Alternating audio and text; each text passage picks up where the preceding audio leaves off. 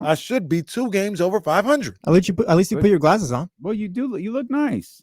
I think we look great in all black. James You're has- 19 and 17. No, that's not right. I'm Yeah. 19. Yeah, you're right. Yeah. I'm sorry. I'm Yeah. sorry. You're correct. You're 17 and 19, sir. That's still.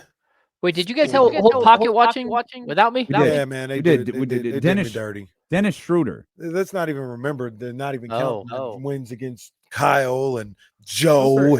Joe.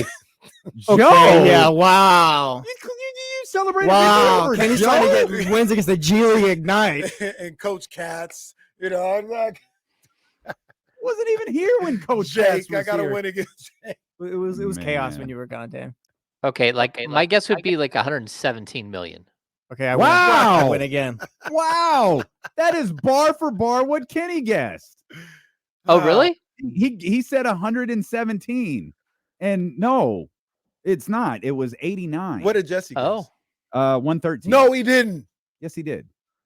He guessed 63. Now his other guess was wrong. If he had gone first and you had gone second, you probably would have said 70, right?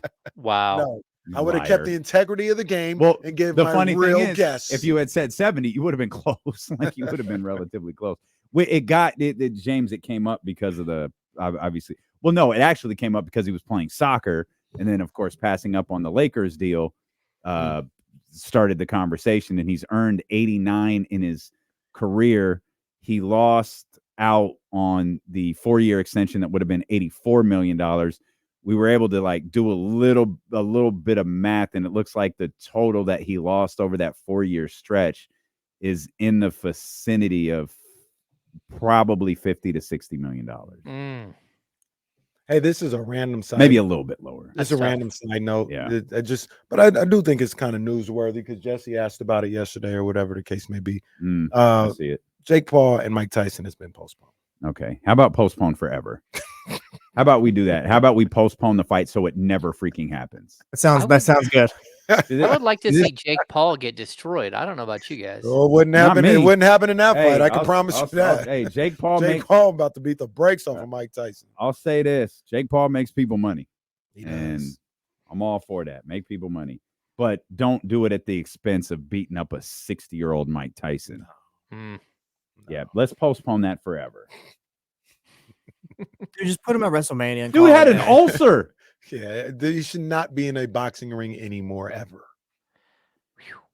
James, here's what we have been able to determine. By the way, you're listening to D'Lo and Casey on KIFM West Sacramento, KRXQ HD2 Sacramento, ESPN 1320, always live on the Odyssey app. Shout out to everybody participating in the show in the Chatty House, brought to you by Matthews Mattress. Head over to MatthewsMattress.com.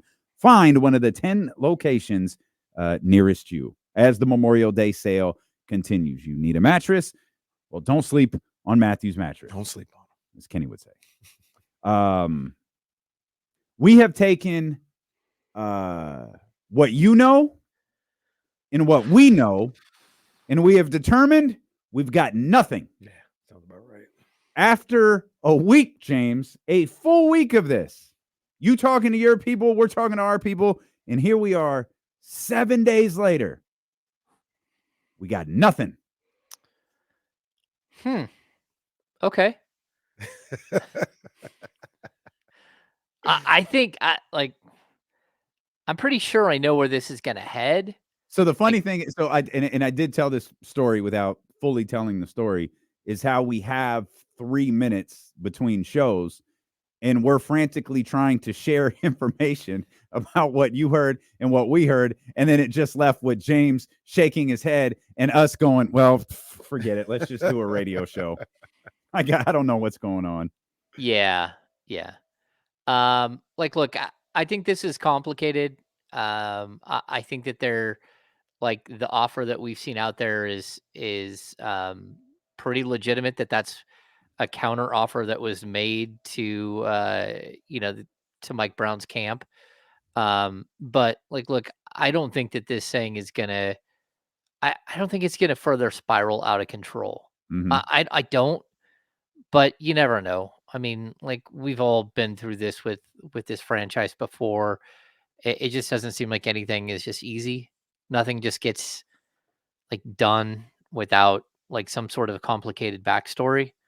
Mm. And so I'm like hopeful. I'm optimistic that something will get done between these two sides because I don't think they're that far apart. And I'm not sure why we have to go the route that's been taken. But again, I think that cooler heads will prevail in the end, and a deal that makes sense for everybody, where everybody has to like maybe give give up something that they don't want to give up, and I think we'll come to some sort of conclusion here that's positive for everybody. So Agree. one of the things I agree with you as well, James. One of the things that is kind of going on, and it's adding to the angst of everybody and the whole drama of it all, is potentially it feels like the actual negotiations are are relatively normal. They're just playing out in public. And what I mean by that is if you actually look at what's been reported, the tweets that have been made, it's not like anybody's being disrespected. It's not like the Kings are coming out and saying, "Well, we're offering this because Mike Brown didn't do this, and he's not." And Mike Brown's not like, "Well, I don't want to be with this 2-bit franchise anymore unless Oh, they pay me." Da da da da. Jeez. Like it's not getting. It's literally like, oh, I'm looking for 10 million. Oh, we're offering 8 million or 7 million. Yeah. Okay, and that's it. Like, you know what I mean? It's not. It literally feels like a window into real regular negotiations. That's all it really is. We just don't necessarily like and think it's a good It's idea. just a window where the blinds are supposed to be down. Yeah. We shouldn't be able to see all this stuff in theory, but it's not. Nobody's being disrespected. Nobody's being disrespectful in these back and forths.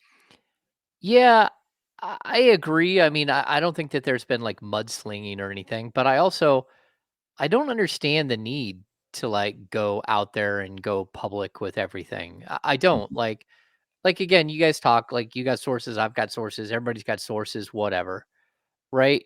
But like I don't think like I haven't used sources in some nefarious way to try to like mislead anybody or to put a spin on this whole entire story.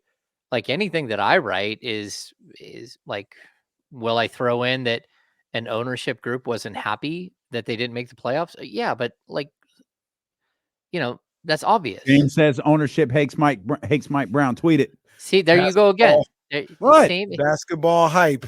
I'm just saying that like if you read the whole story that I wrote, it's nothing to do with really it compares all the coaches that are around what Mike Brown his win percentage and the guys that are making what they're going to make and then it dives into why we've been here in this exact same situation before and maybe that's where it like gets under the craw of somebody but at the same time okay like that's history it literally is something that historically happened like, there's nothing you can do to hide from that. So, like, I don't think I took some angle and I didn't name call uh, but like, if you want to take offense to something I wrote or something that someone else wrote, I don't think that there's been anything negative out there outside of like, look, we've been here before and you need to avoid the mistakes you made in the past.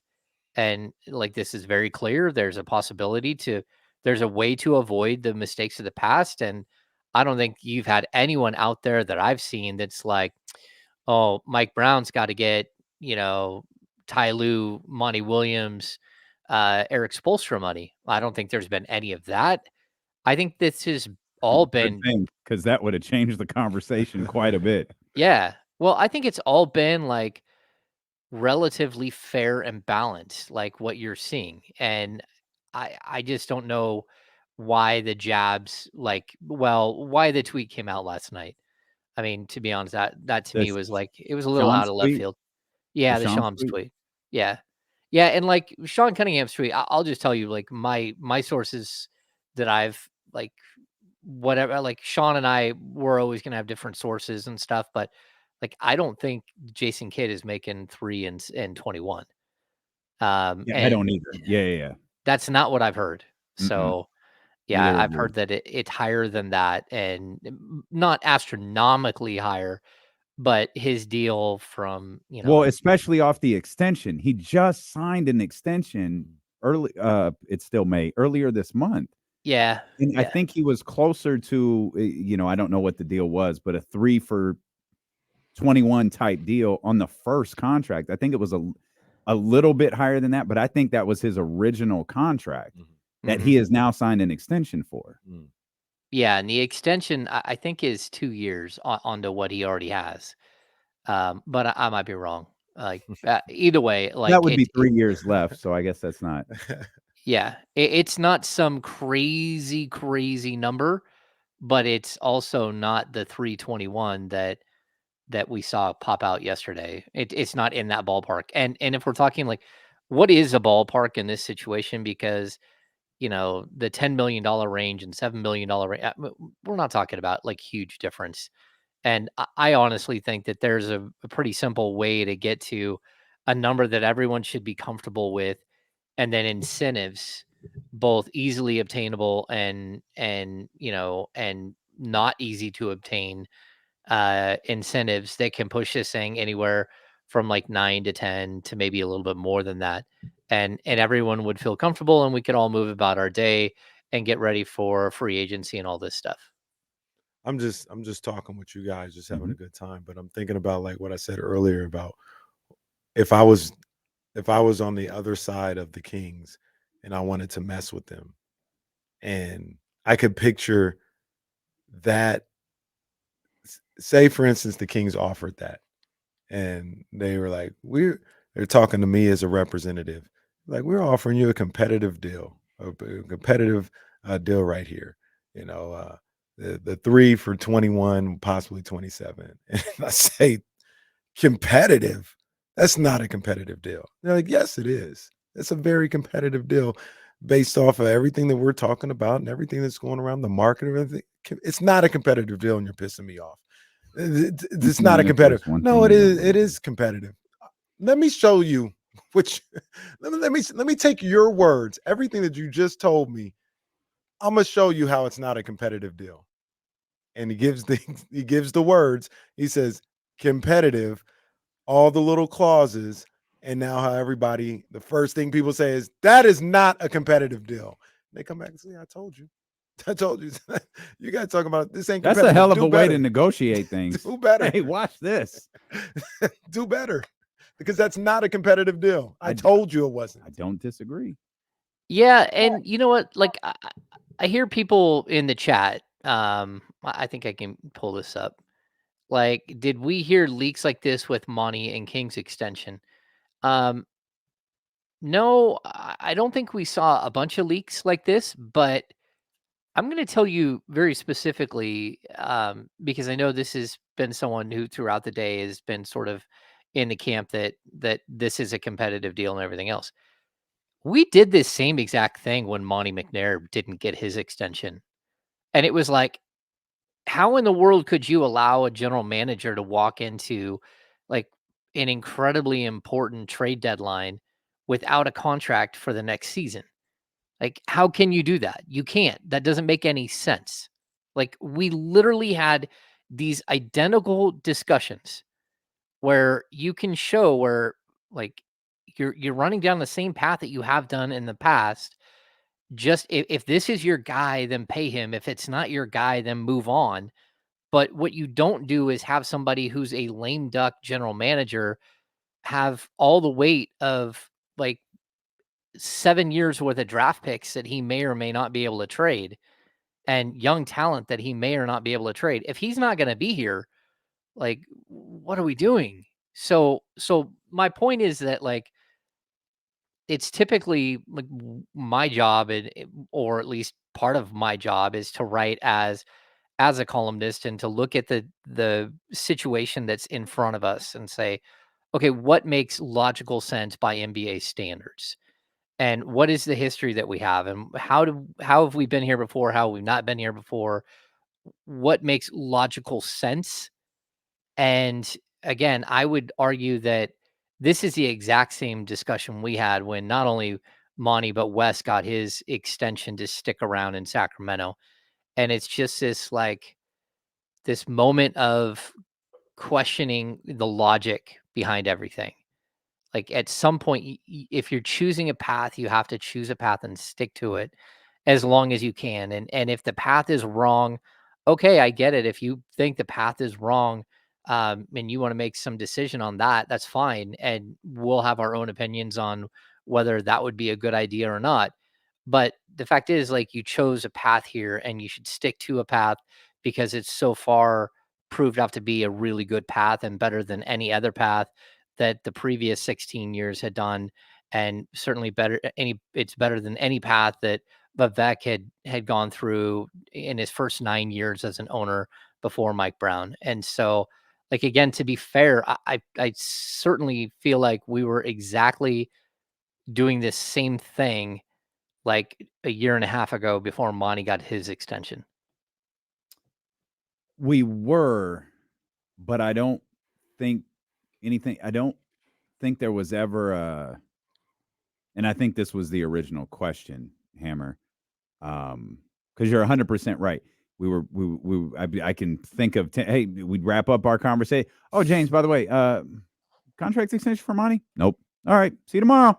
And we just it became a running joke. Hey, got anything for Monty McNair? Nope. All right, keep it moving.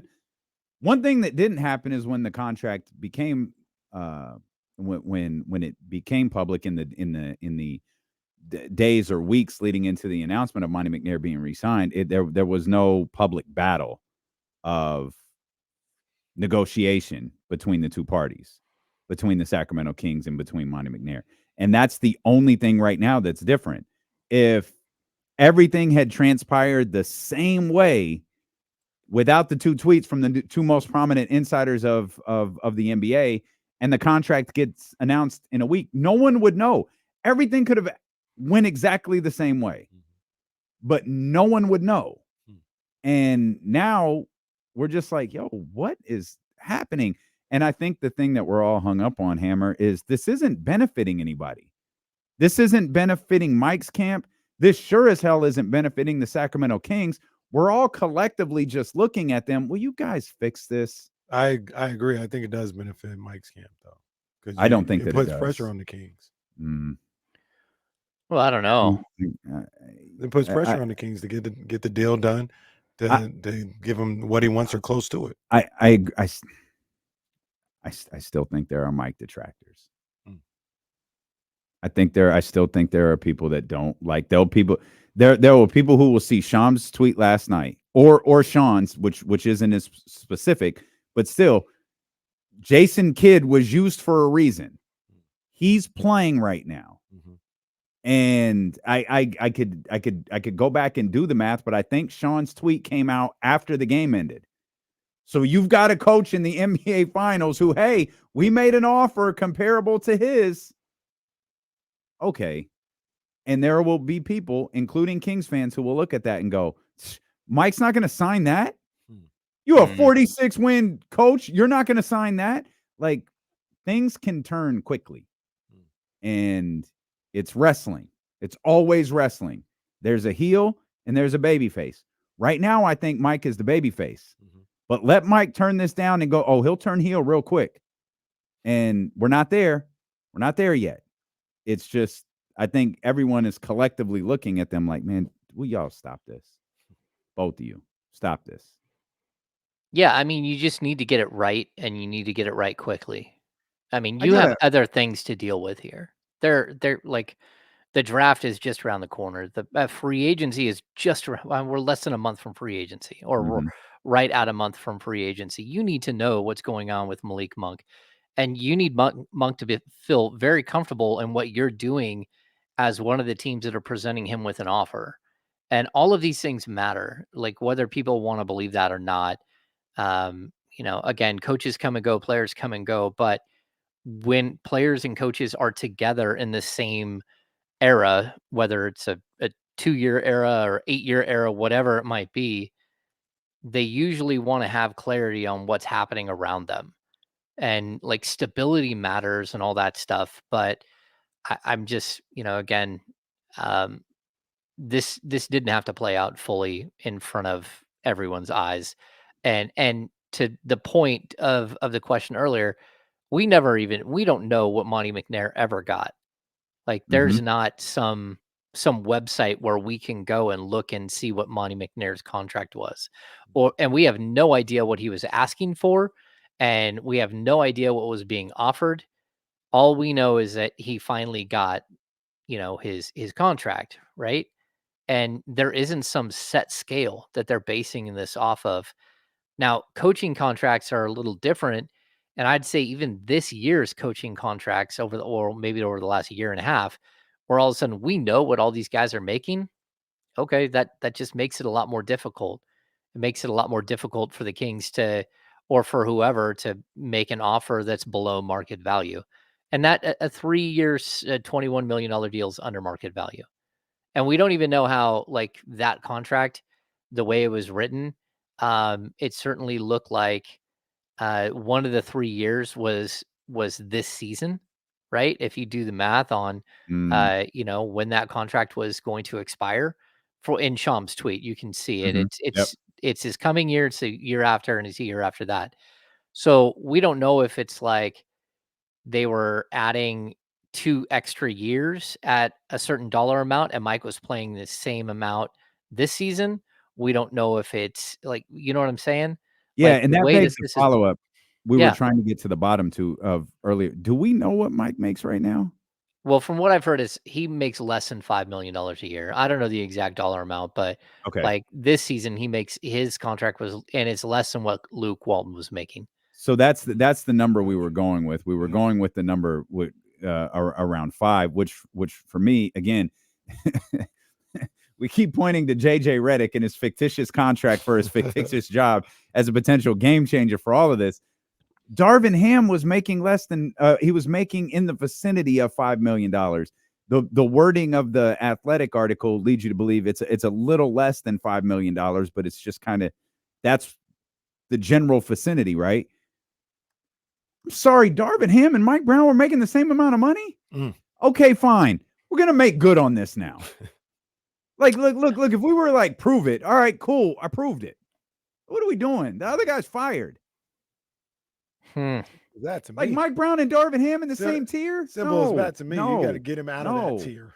Yeah, no, just Get him out of absolutely that not. tier. Just absolutely not. Yeah, I mean, I think all of that it's intriguing, and even to use Jason Kidd as an example, man, Jason Kidd's got a 522 career win percentage. The fact that he has Luka Doncic and let's just spell it out here. He has Luka Doncic, he has Kyrie Irving. He also has a general manager who went out and made two substantial trades at the trade deadline that made their team better. We went back and looked on January 27th. The Kings beat the Dallas Mavericks. The Kings at that point were 8 games over 500. The Dallas Mavericks were 4 games over 500. One of them went on to be the 5th seed. One of them fell to the 9th seed. I'm also going to guess the Kings never beat the Dallas Mavericks again. No. Yeah, man. I hear So you. so here I so hear you. here's the this is just the interesting thing. Oh, James hates Monty McNair. Tweet it. Here's the interesting thing about that though, because I've heard that a couple of different times. And I want to reiterate, and I will continue to reiterate, I would give Mike Brown $10 million a year. I think he deserves it. I think he's earned it. And I want to see this thing move forward the way it is. But if that's the argument, why am I paying you so much money? Because it's not about you. It's about the players I get. Because that's what everybody always says is like, oh, comparing Mike Brown to this guy. Well, this guy, Mike, he's coaching this player. He's coaching this player. He's coaching this player. Then what am I paying you for? I need to solely focus on the players if it comes down to the players I got only. Why am I going to give you $10 million a year when it all depends on what my players do? Well, they go hand in hand, and you hate coaches. We've been over this for 4 Don't hate years. Yes, you do. coaches. Unless I it's don't Coach hate- Kenny, you hate coaches. But that's the argument. Like that's the excuse every time for not getting done. Well, this guy's got this player. I'm paying you $10 million a year. Like Monty McNair, you figure something out so we can get to the Western Conference Finals. If I'm paying you that type of money, Well, this is, and I was trying to give James a chance to respond, but this is where I feel like what we talked about yesterday comes into play. I still think Mike wears Cleveland. Mm. He didn't win an NBA championship with LeBron James. Mm. LeBron James won an NBA championship with Eric Spoelstra, with Ty Lue, and with Frank freaking Vogel. But he couldn't win one with Mike Brown, and I still think Mike wears that. Fair or not, I still think Mike wears that. That's tough And because his best player outside of LeBron was Mo Williams. I don't disagree. I don't disagree whatsoever, but this is 24, 25, 26-year-old LeBron James.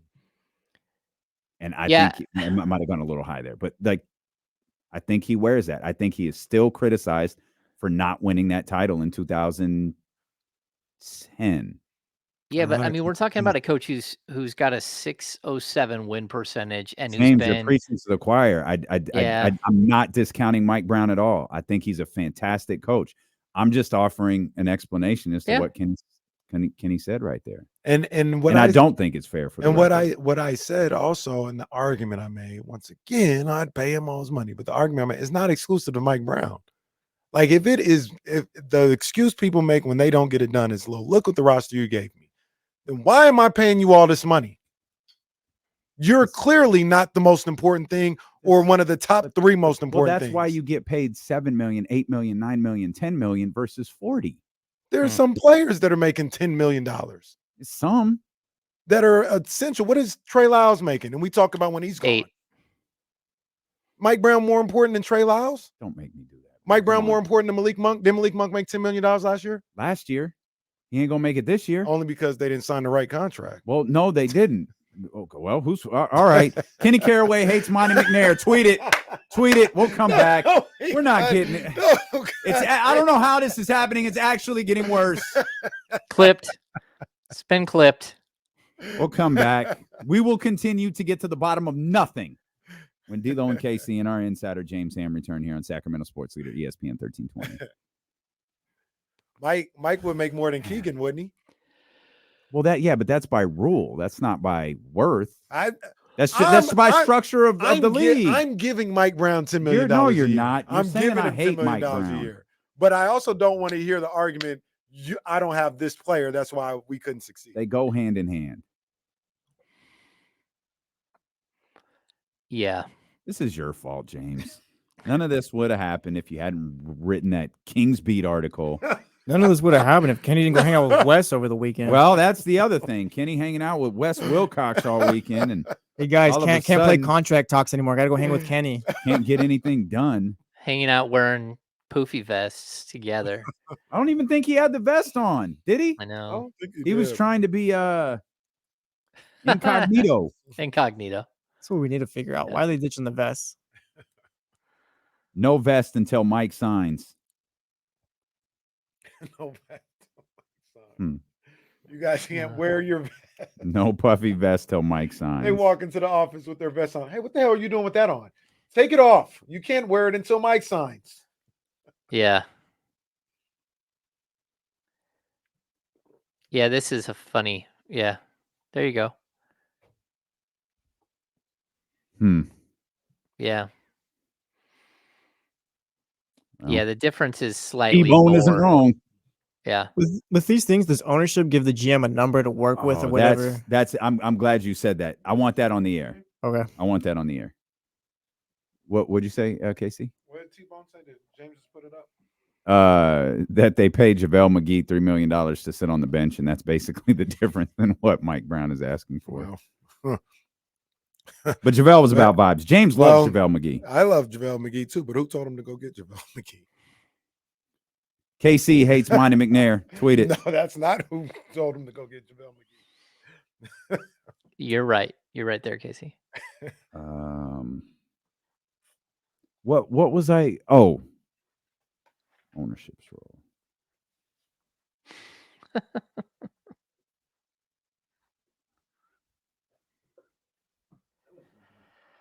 It was, right? I think we basically had the same one. What's that? Donut Friday. And I usually don't do sprinkles. Did you get the donuts? Yeah, I brought them. Oh, yeah, you brought good donuts. Yeah, the donut shop here in Auburn's good.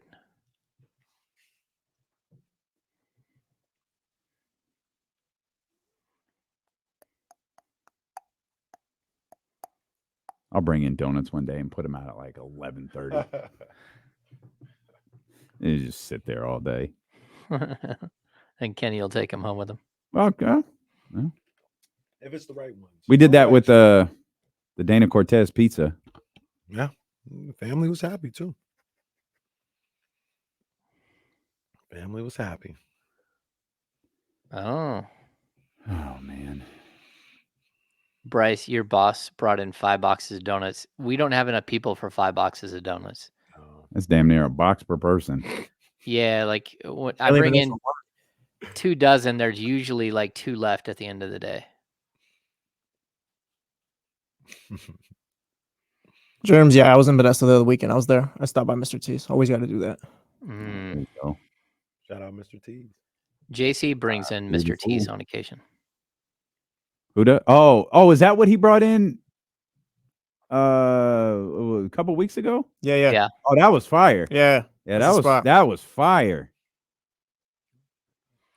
Daryl Chambers, there is a Bubba's Bagels in Grass Valley. It's the old Denny's in Grass Valley. Denny's. Bryce, the answer is clearly Mike Brown. Are Denny's still open? Absolutely. Like the restaurant? Yeah. Oh, they're alive and well. Oh, okay. Yes. My bad. Denny's be cooking. Now that I think about it, I feel like I see commercials for them. Denny's is like 2 different restaurants too. If you go like past 10 p.m. Do they have 10 Denny's out? p.m. Yeah, they got 24 hours Denny's somewhere. Oh, Some yeah, places. For sure. They got one in They used to have one in El Grove, Thomas. on El Grove Boulevard. Do they got a Denny's out here? I don't think they do. Out here?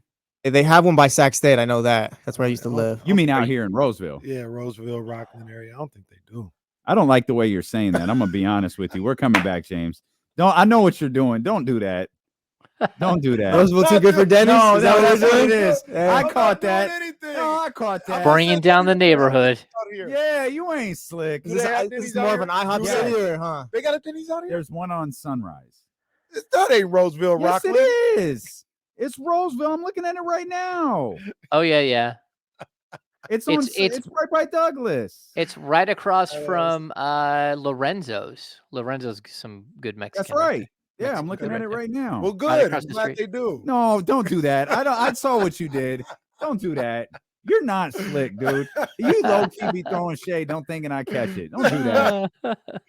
Oh no, man! I need more Denny's, and they only got one Sherry's in the whole region. Oh yeah, they don't have very. One Sherry, South Sac. I'm glad to see that still goes. It don't pop off like it used to though. I don't know. Jesse talking about going to Denny's after 10 p.m. I know. Oh, I A know crazy place. Nah, That used to for be. real, for That real. used to be a party in Where would- the Natomas one. Where would you go after the club? Normally home. You talk about Denny's, that one downtown. Is it? No, it was downtown, right off the Yep. freeway. Yep. That one used to go crazy. Yep. That one used to Yeah, ma'am. Can I get some French toast at 2 a.m., please? That one used to go crazy. Yeah, that one because it was within walking distance of Of everything. like 3 clubs. Everything. That's Thank not God. good. Oh man. God forbid you get the mic and go, "Hey, we're headed to Denny's." Oh my God. All bad. All bad. In Grass Valley, there was a Lions. We would all go to Lions. There's Lions. Denny's too. Lions is on the other side of J Street. That won't pop off. That won't pop Mhm. off a little bit. Yep. When Denny's kind Yep. of closed down or Yep. locked their doors. Uh, So we can't take no more of this. And then that Lions turned into Mel's Diner, I think. That Lions, that's where I saw Eddie Winslow one time No, Okay. after the club. Is that Eddie Winslow? Eddie Winslow at a Hmm. Lions. I saw Eddie Winslow on Twitter recently. Well, I I really wish that I one had. that was different. I really could have gone without seeing that. His name is Darius McCray, just for the record. It's not Eddie Winslow. Hammer, Jesse brought something up during the commercial break that I had him like, hey, hold on to that. Because we asked the question earlier, and maybe you know the answer to this, maybe you don't. Obviously, it's very easy and borderline fun for some Kings fans to blame Vivek Ranadive for all of this. and we use generic terms like Mike's people and the Kings when we talk about negotiations. We know Mike has representation. It could be one person. It could be a couple of people, but Mike obviously has representation. And to protect Mike from all of this, he's almost certainly not in the room for any of this. But who is Mike's representatives talking to? Are they talking to Monty and Wes and the front office group? Is he talking to a collection of people? Is Vivek like in the meetings? Is he talking to just Vivek? Like, who exactly are coaches' agents talking to? Yeah. Okay. So when you're doing like an interview and you're bringing in a coach, there's usually meetings between like front office personnel. So like Amani and Wes with a head coaching candidate. And then, sometimes they'll bring in the owner for like the next set. So if you're going to go to a round two, sometimes you bring in the owner for that. Vivek has always been a little bit more involved in most of those. So like I think Vivek has been part of quite a few negotiations, or not negotiations, but like sit downs, like, and then you'd have a coach, and I mean you'd have a general manager and assistant GM and Vivek sit down, like, well, what do we think? Who is it that we would go with? What is the offer we want to make? That type of stuff. So an owner is always going to have some sort of say, or maybe even like the ultimate say in who the coach is, right? Mhm. Just like they do with the general manager. You want your GM though to feel comfortable, and you want the person that he's hiring to sort of be his guy, right? We always have that issue where you hire a GM after you hire a GM, hires a coach, you fire a GM, new GM has to inherit a coach, and then it's not his guy, and like no one ever feels the right support between that type of relationship. In this situation, I don't know. I do know that, like, again, the coaching agent world is very small, and so Mhm. is the NBA front office pool is also very small. So, and those guys, a lot of them, they share the same agents.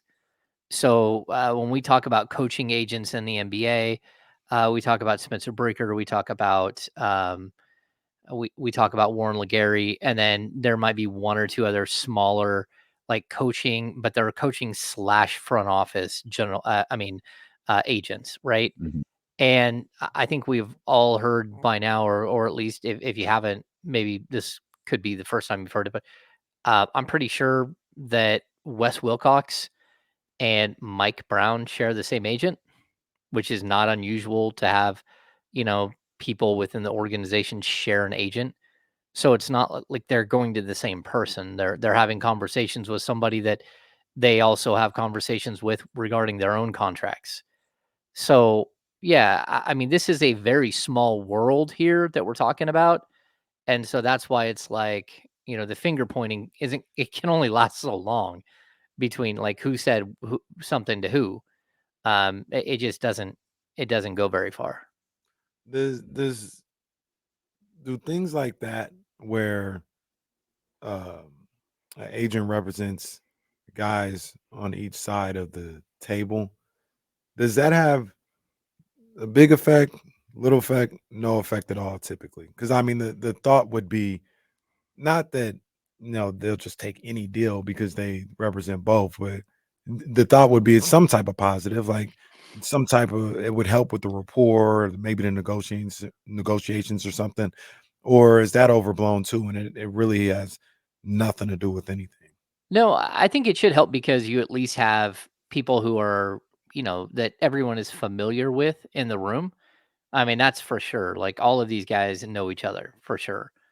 Um, but I also, I think that's where you have to rely on what is fair, what is reasonable, what is the market value, the market rate for a coach like this.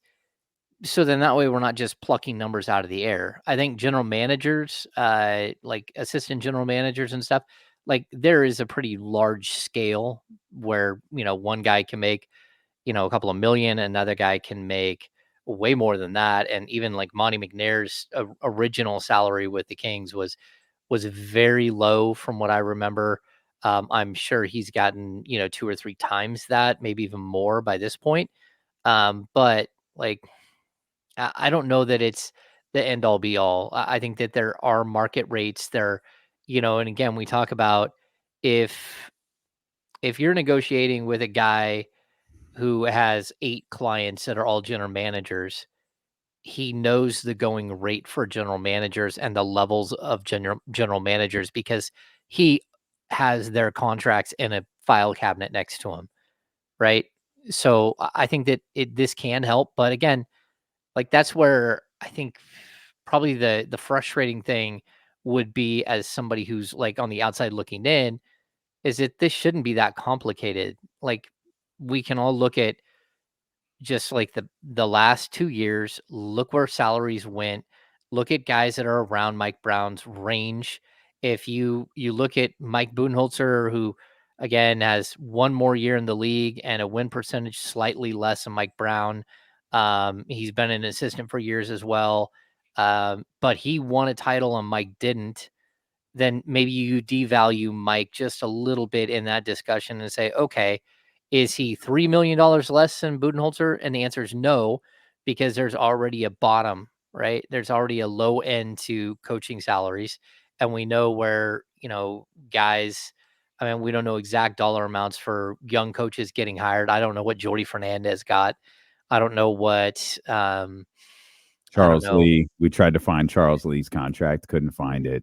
Yeah, Charles Lee, but then the other guys, the guys who just signed like their second, like a Jamal Mosley, I don't know what he got, Yeah, we couldn't but find that one either. and even Rick Carlisle, and like you need to like start amassing all of these, but are they old contracts? Are they new contracts? Are they up and coming guys? Are they solidified in who they are guys? Do they have X amount of wins, this many years as a head coach? Like it shouldn't be that difficult. It's Well, you know what I think is a little difficult right now, Hammer, is I think for the first time, and Casey and I have been looking into this a little bit this week, and not like a super deep dive because, as you just noted, like all of these, all of 30 numbers aren't public, but we would find different contract announcements for coaches.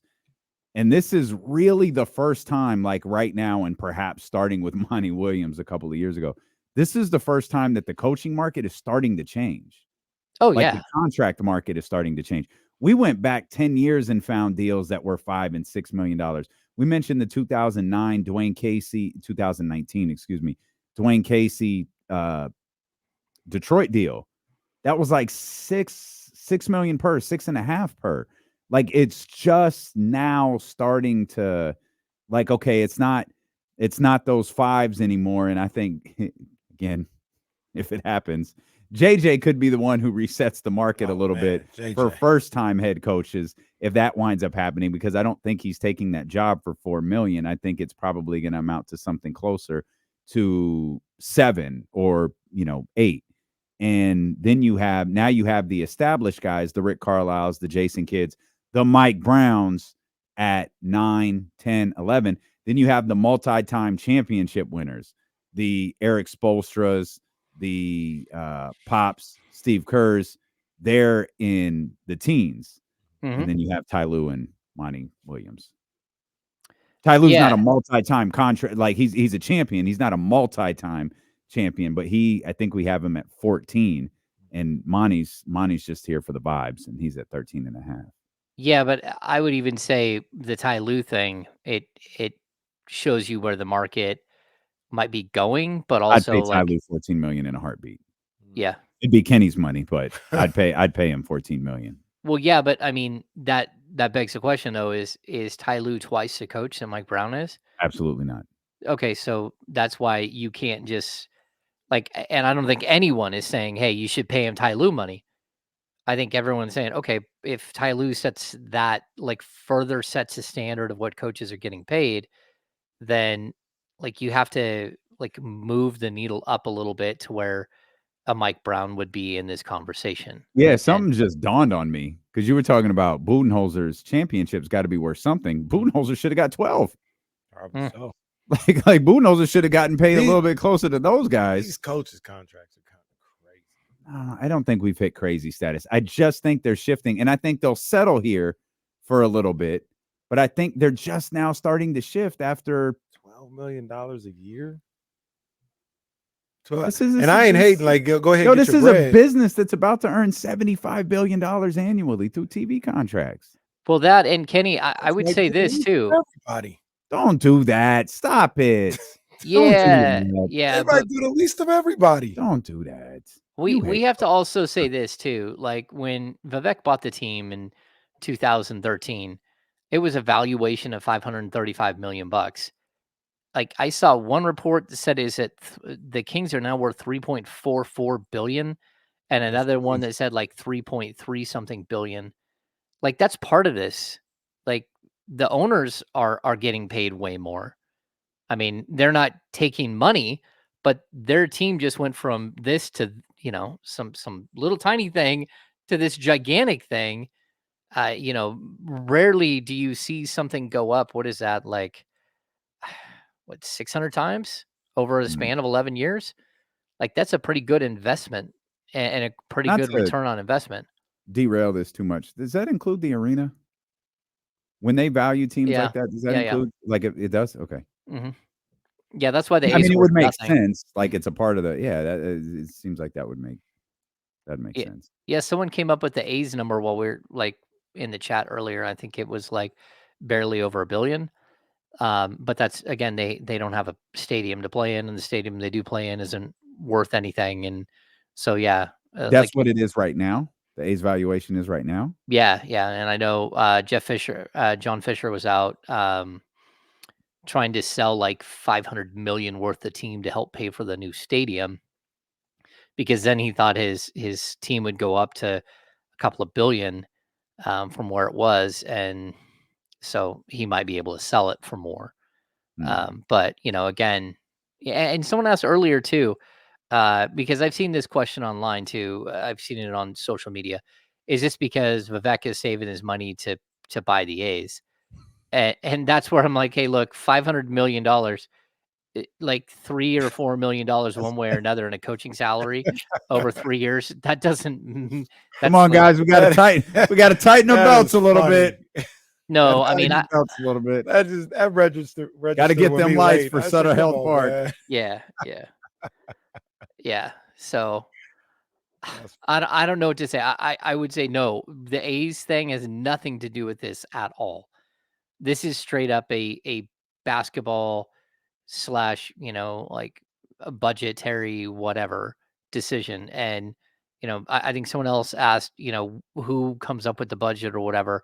I don't know who comes up with the budget, but at the end of the day, the owner decides how much he would like to pay and how much he would not like to pay, and he's gonna have to sign off on any contract like this for the head coach. That's just kind of the way it goes. Billionaires don't become billionaires by just throwing money around. no, not at all. I think this whole thing is a case of uh, like to use the word from Friday. This is the principality of the situation. Mm. Is Mike Brown going to be just fine with 8.5 or $9 million? Sure. But the principality of the situation, heck, is I need to be making 10. Can the Kings and Vivek give him the 10 today? The extra million, 2 million, 2.5 million? Absolutely. But the principality of it, Mike, is that is not where you're at as a coach. And that's what I think all this is. It's not nobody being cheap. I think it's just two sides stuck on the principle of the whole thing. And I think that happens often in negotiations like this. And often one side or both get to meet each other in the middle, or maybe one side gets exactly what they're looking for. Okay, I would respond with this. It is like Mike is with his years of service in the league, 30 years, his years of service as an NBA head coach, all that stuff. He is part of a group that is trying to establish what the new like range for coaching is, right? I think we can all understand that like every one of these guys isn't just, yeah, they're taking the money for themselves. But I think even beginning with Monty Williams didn't want that job. Like he turned down the Detroit job multiple times until the offer got so big he couldn't turn it down. And the reason why he had to take it in part was not just for his own family, but for his coaching family and what that meant to establish a new norm for NBA head coaches. And then to watch some of the other high high value top tier coaches step up, boom, boom, boom, and establish even more money as like the new going rate in Popovich, in Spoelstra, and in Steve Kerr. They now have like planted a flag and said, "Hey, look, this is the new star level coach dollar amount right here." And then Monty pushed us up here, but this is where we are. It's on Mike and Mike Budenholzer and Ty Lue and Jason Kidd and Rick Carlisle next, all of these guys to establish the new norm around this $10 million mark. And would Mike take less than that? I guarantee you Mike would take a little bit less than 10 million bucks a year. He's not holding to 10 million and saying, I have to make 10. But what he is saying is like, look, we have to be in this range because we're establishing something right now. And as an owner, you can say, well, I don't want to establish that. And you can say, as a coach or as a coaching agent, you might not want to, but all of your friends over here that are owners as well, they are establishing that. And we need my guy has to further that and make sure that the flag is planted for the middle of the road guys, the guys who have been to NBA championships but may not have won one, guys who have, 600 win percentages or 550 win percentages and above. They have to establish this as well. So I don't blame Mike for kind of holding on to a number and saying like, look, it's got to be around that digit. I was hoping to find Chris Finch's number because they really loved Chris Finch in coaching circles, and it's just not out there. Speaking of Casey, we haven't talked a lot about this. Ant-Man said yesterday, following that tough home loss, That was a beatdown. third one, by the way, That was crazy. at the Target Center. We'll be back. We'll be back here. Everybody confident the Timberwolves are going to be back in this position next year? No, I'm not confident they'll be in this particular position. Yeah, I think they're a good team. Yeah. But I don't think it's That gonna happen yet. that was a tough 5 games. That's a tough 5 games that it's hard to just go, oh no, they'll be back. The thing that I keep thinking about, I'm almost going back to like where we were almost like 12, 16 months ago. I feel like they got to do something with Cat or Rudy. What do you think, Hammer? Try not to be too in the moment, but that 5 games look tough. I think number one, your superstar player is going to get better. Number two, your other guy, McDaniels, is going to get better too. And that's something that I would point to. I wouldn't necessarily break it up, although the salary cap situation is probably going to get a little out of hand there. And then again, you have Mike Conley, who's going to fade. And you're going to have to worry about what that means down the road. I think at least one more year with that group makes sense. But I also will continue to point to just the weird matchups throughout the Western Conference where one team can beat one team and they can't beat another team. And, again, the Kings are the primary example of a team that can't beat the Pelicans, go 0-6, but they can beat Denver. They can beat Minnesota, OKC, Dallas. They sweep the Lakers. They split with Golden State. Like all of the other teams, they split with the Clippers, I believe. All of these other teams, the Kings are right there. This just feels like they got to the Western Conference Finals, and the team that was standing there in front of them was a team that was a bad matchup for them. And I think there are more bad matchups for the Timberwolves because of Rudy Gobert. But like, if they would have played Denver in the finals, and they probably in the Western Conference Finals, they'd probably be in the finals. Whether they could have got there, I don't know, because there might have been some other team with a matchup issue. Yeah. So okay, he said that. I was like, all right, Ant-Man, I see. And then I started thinking about it. I was like, huh. All right. Yeah. I don't think they'll be in the Western Conference Finals. I think I'd be more likely to believe in Dallas being in a similar position next year than Minnesota, because I feel like Dallas has a chance to kind of. I think Dallas could actually get better. But there's a lot to that. Let's see what they can do against the Boston Celtics first. Great. A week worth of nothing. Great job, gentlemen. We got nowhere. It took 7 days, and we're right back to where we were when we were sitting around the table Friday afternoon when that tweet came through. We thank you so much for being with us. Have a wonderful weekend. We will be back here. We will see you back here at 10 a.m., beginning with the Insiders, James Ham, Kyle Madsen, here on Sacramento Sports Leader, ESPN 1320.